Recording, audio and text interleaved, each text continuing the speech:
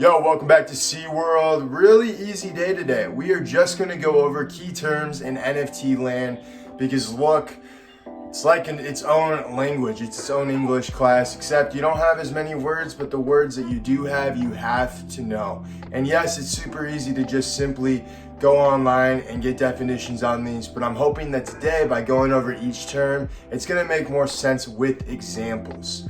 So first off, before we even jump into the terms, a lot of these terms come up in what is called a Discord. If you're on YouTube, you have heard of Discord. If you live in a life of anything online, you have probably heard of Discord. But if you haven't, Discord is basically an area where a group is able to have its own members, and within that group you get alpha, aka information about specific projects, about specific whitelist grinds, raffles, giveaways, etc. But it's not just for NFTs. Discord is also for any type of group that wants to... Guys, you guys forgot to tell me I don't have my hat on. Back with the hat. But Discord is a way for people to be able to go on and just communicate with one another, exchange ideas. It's basically like a classroom, except more simple. I'm not going to go over Discord at all. Do your own research on that. But let's go over the key terms in order to help you figure out and navigate the NFT land. All right, so we're here. Now you can see the full list of words that we're going to be going over. I made it super easy, blew it up, super quick. We're just going to go over each word, what they mean. And so when you see this in a Discord, you're going to know what it means because of the examples that I'm going to give you. Okay? First off, let's have this. I don't know why this light's a lot. It's a lot going on. It's hard for me to kind of see. Degen moves, man. So degen basically stands for degenerate. These are the kind of moves that you make. It's just a degen call saying, hey, this NFT has a few volume right now. It's high risk. Usually when you're in an alpha group, you're gonna see they're gonna give you information. They're gonna say low risk, medium risk, high risk, or they're gonna do some sort of point scale from 1 to 10. So a degen call is gonna be high to very high risk, meaning you could lose all your money on this play. So that's something you wanna take into account. That's why everybody says NFA or DYOR, do your own research or not financial advice, because it's like this is a very risky call and NFTs is a risky space. So a degen call just means something that is absolutely degenerate. Degenerate. Okay, you feel me? You know what you mean. You did this in college. Or if you're younger than college, don't do it, I guess. I don't know. Okay, next word, drop. Drop is very simple. Drop just means something is about to go live. Whether it's a public auction where anybody can purchase it, it's a private auction, which we'll get into a little bit. But that just means it's a drop, it's about to go live, people are able to buy it. Next is FUD. FUD just means fear, something about fear and doubt. I don't even know what the U means, but it doesn't matter. FUD just means where a project is like saying, we have a general concern or fear that this project is going to be able to withstand the length of time. And that is going to be, like everyone says, more than 95% of projects. But fear, we don't believe it's gonna work out. A DAI, anyways, DAI. That's just going to be any sort of, basically it's showing that, okay, we wanna make sure that our currency is as closest to one as possible. So $1 US is worth $1 at any McDonald's, Chick-fil-A, Burger King, etc. So in crypto land, a DAI is basically accomplishing the same thing.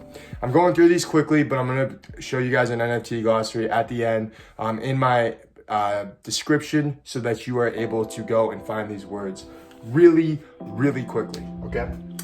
Next, HODL, baby. It's like holding a football. You're holding a football. You're holding that big bag of cash that you just want to keep holding and hold. It's like a Chipotle burrito. You get that Chipotle burrito, you're so hungry, and you just want to hold it like a baby. You want to rock it like a baby and then devour it.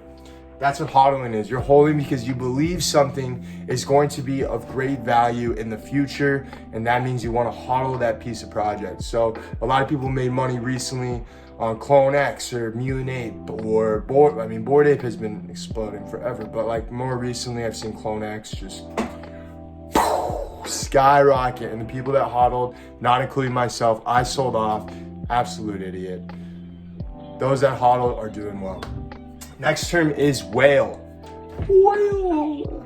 A whale is just a big old piece of property, person, place, thing in this ecosystem of NFTs and crypto land, where basically they're just going and making big calls. They're going out there and purchasing 40, 50 off the floor, and there's a little tracker that you're able to watch volume. One is like Moby Wallet, MOBY wallet detector or something like that, where it kind of shows volume and whatnot. Lots of sites can link those at the bottom as well. But a whale is somebody where you see, like, you go on Twitter, like, let's say, I don't know, Elio Trades. Let's say Elio Trades goes and purchases, 16 liquid metals, which is something that recently was launched. Then that becomes a whale has entered the ecosystem of this space or this project. It's something that we are watching out for. So that is important. Whitelist, you have to know what a whitelist is. A whitelist means you have a very great opportunity, unless they over allocate the whitelist, to be able to mint a project before anybody else. So let's say a project goes live. When that project goes live, you then have an opportunity to mint it before anyone else if you are whitelisted. So let's say Project A goes live, whitelist gets a 24-hour period before the public sale to purchase that project. And what's nice about that is you have this 24-hour window. And so in this 24-hour window, you can watch the sales on OpenSea and decide if it's a good idea to mint it. If, let's say, the minting cost is, let's just use US dollars to be simple, $200. If the minting cost is $200 and on OpenSea it goes for $650 between the private sale and the public sale, then you have to rationalize, okay, maybe this is something I should mint because I already know it's worth more money currently. And so as we get closer to the public sale, you are then able to watch and see how the sales have been coming in. And if the project does end up selling out at public, that is a good thing for you if you were able to mint the project at whitelist. So that's what whitelist means. DeFi just stands for decentralized finance. It's just basically like right now you have to go to a bank to withdraw money. It's a transaction. But instead in DeFi land, it's basically anybody is able to create their own transactions through your Metamask wallet, through your Phantom wallet, etc. It's a decentralized finance framework. A DAO. DAOs are great. These are basically community funds. A lot of people work together in order to reallocate certain tokens or funds that really are helpful. Like, for example, I recently received a few DAOs from Looks Rare, X2Y2, and in those funds, it's based off of your volume on OpenSea. So the higher volume of on OpenSea you have, the more tokens you're able to receive. And then with those tokens, you are then able to stake them and create more of a revenue, which kind of, as you're seeing here, you're seeing a lot of things kind of get broken down into little bits and pieces, and it's a lot of information to be able to follow. And so that's why it's really important to kind of realize that, okay, not only do you have to pay attention to what are the whales doing, what are those people that are buying big things in the NFT ecosystem of a specific project, what are they doing? What are kinds of DAOs are out there?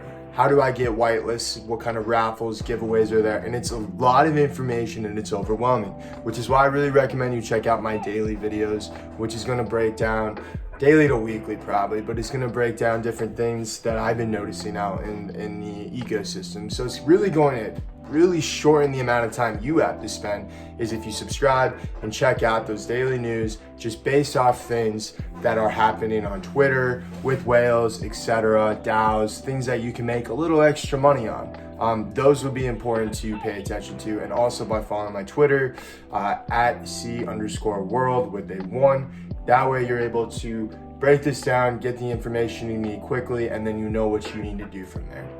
All right, only a couple more terms and then we're gonna wrap this video up. Airdrop. Airdrop is just something, basically like when you're airdropping photos to somebody, it's the same thing in NFT land. So like when you have an NFT, you sometimes can get other airdrops along the way. So other projects that may come up. So like Neo Tokyo Series 2 just had an airdrop where you got another NFT on top of your current NFT, and that has its own value. So right now it's like 0.4 ETH, not a lot. Neo Tokyo 2 has been going down as of today and this last week. So but that airdrop did happen, and eventually we'll get an airdrop for land. So that's what airdrop means with NFTs. WGMI, we gonna make it, baby. That's all that means. We gonna make it. Just a bunch of people that are optimistic about the project. They're optimistic about the outlook of the future. And so those are your terms that you need to know that are really, really basic. And I hope this kind of 10-minute quick video really wraps up all of that information so you know what you need to do to go and enter the NFT space and be dominant, be somebody that's impressive. And so I hope we helped you shorten your learning curve and these terms made sense. If not, go ahead and ask the questions in the comments. I will answer all of them. I'm brand new to YouTube, brand new to Twitter, TikTok, all of that. I just want to document my journey. Thank you for listening, and peace out from SeaWorld.